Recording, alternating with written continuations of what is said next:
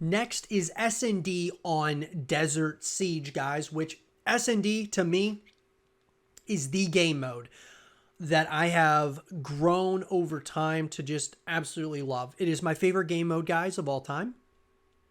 Absolutely love it. And as we enter into game number 2 here, obviously, guys, these matches were played over, of course, past a weekend here, Major 1 qualifiers. And I wanted to, with this first episode of the show, guys, obviously I want to get a lot of questions and comments from you guys regarding, just things that you want to see out of this show moving forward. I want to certainly leave it somewhat open-ended so that you guys are able to kind of take in as much as you possibly can from the COD room. This, obviously, guys, being a show in which we break down film, but even more so than that, we talk about narratives, we talk about the individual players, the individual talent, the future of the Call of Duty League, the future of Call of Duty as a whole, and everything in that in those worlds, guys, even from the game, right? To what could be coming in the future, that being Call of Duty Modern Warfare 2. So obviously, guys, with that being said, it's a very exciting time to be a Call of Duty fan, in my opinion, even though a lot of people are, screaming that there's a lot of doom and gloom happening in the Call of Duty landscape. I will say that I believe that there are going to be greener pastures in the future. And I will say this as well. With Call of Duty Vanguard, I'm a fan of Call of Duty Vanguard. I think it's a lot of fun to play, number one. It's fast-paced. That's what I like. And then number 2 is, I didn't think I was going to like it. I really didn't, because a World War II title, I was thinking I wasn't probably going to like it that much. But at the end of the day, after getting my hands on it and playing this title, Vanguard is to me, the best World War II title that they've made for a long time in the Call of Duty franchise. And so, super exciting, guys. I think, this excites me kind of for the future because it's a lot of unknowns here. The rumors of Modern Warfare 2 being the next title up and coming here in the future is definitely something that is interesting to me. And I'll be sure to keep you guys all up to speed and posted as we get more information about Call of Duty 2022. But yes, there is a lot of excitement in the community, without question, for whatever the next iteration is. And some people aren't excited about it. Some people are really concerned that this upcoming title could be, the end of COD as we know it. I did an 8 Below show with Synergy Icon, who's been a friend of mine for a while in the community. We go all the way back to like 2013 to 2015. We were in different Call of Duty teams together and esports organizations together. And he believes COD is dead at this point in time. It's dead in the water. And I told him that I 100% disagreed with that notion. I did not believe that was the case at all. I thought that Call of Duty, there were elements of it that may be dead, but I believe that this community is way too strong for it just to die because of something that Activision or the developers, whatever the case may be sabotaging it in a number of ways. And we've already seen, obviously, the backlash that a lot of these, community members, those in the Call of Duty League like Nadeshot and Hex, and what they have said at this point in time. So with that being said, guys, let's jump into this. We're going to be kind of coming back and forth. I'd love to hear your guys' thoughts about all this in the comment section down below about the current state of Call of Duty. Is Call of Duty dead? What do you guys think? Let me know. But here we go. Obviously, guys, these matches have already happened.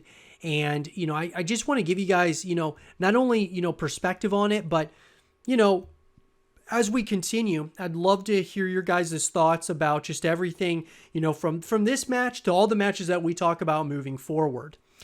And so I think here is where it starts getting interesting, because you start to see a little bit of some momentum shifting with Faze, or in Faze's favor. That's the thing when it comes to Call of Duty, guys. Momentum is a massive thing in Call of Duty from a competitive perspective. That momentum can swing in an absolutely huge way in a matter of no time. So here we go. One of the things I wonder is, should Envoy have been dropped? is a big question of mine. I wonder.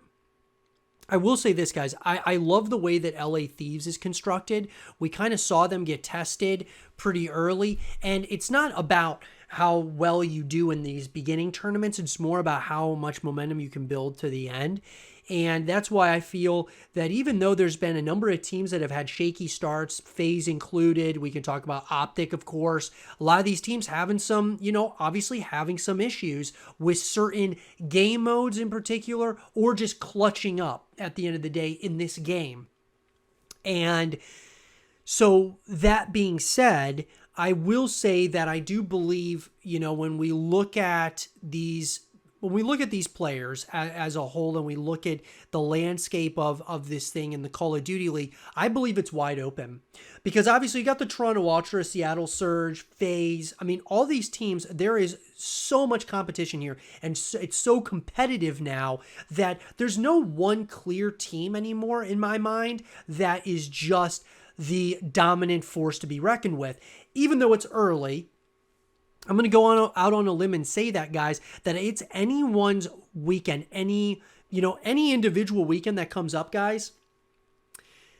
I don't think that, there's anyone that should be, we should be necessarily surprised about winning a tournament, just because the nature of Vanguard and what this, how it is. I feel like it's going to be very difficult to stay on top the entirety of the year. And that's why I believe, FaZe as well as Optic, don't count these guys out. Do not wake the sleeping giant is all I will say, because I believe at some point or another they're going to get it together.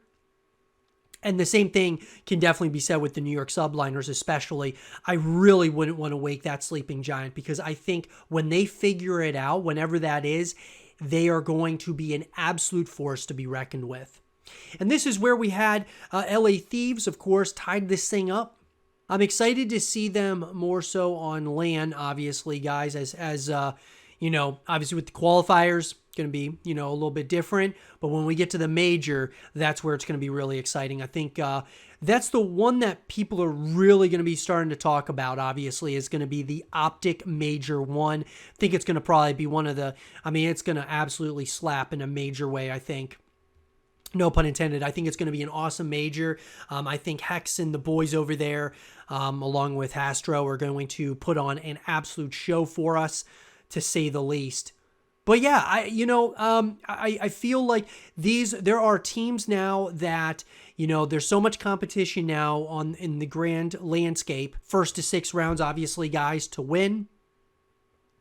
Search and Destroy, like I said, being my favorite game mode in Call of Duty. I absolutely love Search and Destroy. I actually would prefer the Call of Duty League to just be Search and Destroy. I think it would actually make it, really interesting, because then you're just mastering that one game mode. But, I'd love to hear your guys' thoughts about that as well, to kind of take the page out of CSGO's book, or out of Valorant's book, or, some of these other titles that do just search and destroy, will be very, very much so interesting. So we got a 1v3 here.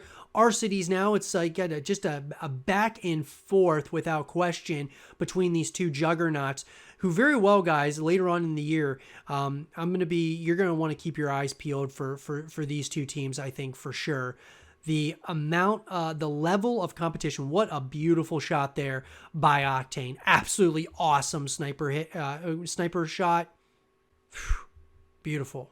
Love it. And that's what really got me into the Call of Duty scene, guys, was sniping. Trick shotting and sniping on Call of Duty. Primarily, it started with COD 4, but then, moved into Modern Warfare 2, Black Ops 2, obviously were the two that I really got into in a pretty major way.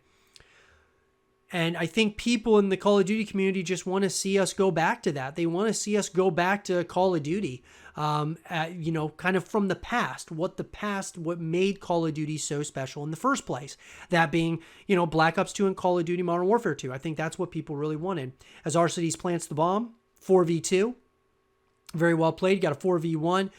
Talk about just absolutely slapping in that round, 4-3. And the amount of mind games going on, guys, in, in each individual round, you can just kind of tell that these guys are trying to figure out which strats are going to work out best in order to achieve victory for that current round. Because when you think of 6 rounds, 6 different strats, right? Sometimes some of these teams may actually be doing the same strat multiple times, but I think the ones that are going to go the furthest are the ones that are innovating in a major way to strategizing every single round, as it's a quick 4v2 now on the flip side of this for LA Thieves. Celium Arcities are going to try to have to clutch up here to get this taken care of, as Octane is still taking care of the snipes. Now down to a 4v1, obviously, Celium by himself. What can you do when Octane is hunting you down? Get a headshot is what you got to do. Well played by Celium, but he's still got a long uphill battle here to get the W here. And go up 5-3, go up game point against LA Thieves, who are quickly becoming one of my favorite teams in the CDL, guys. I'm absolutely loving these guys. I think that they're a lot of fun to watch. I love the narratives around the team, and just 100 Thieves as a whole, guys. I love this organization. I think they're great, and they're a lot of fun to watch. From multiple different, games that they have teams in. I love watching these guys. Now, part of me is a big time, Subliners fan, just simply because I love Crimsix, the greatest of all time. Clayster's a lot of fun to watch. And so I really have a lot of belief that the Subliners are going to get it together as time goes. You heard it here first, guys. So we got a 3v3 here. Simp struggling a little bit, as we got it down to a 3v1. Arcities hunting down Octane. So now you got a 5-4 lead right here for Faze, as you get to game point in game number 2. So what do you do in this situation if you are LA Thieves? It's a tough one. It's tough. At this point, do you play it safe, or do you or are you going to come up with something really special?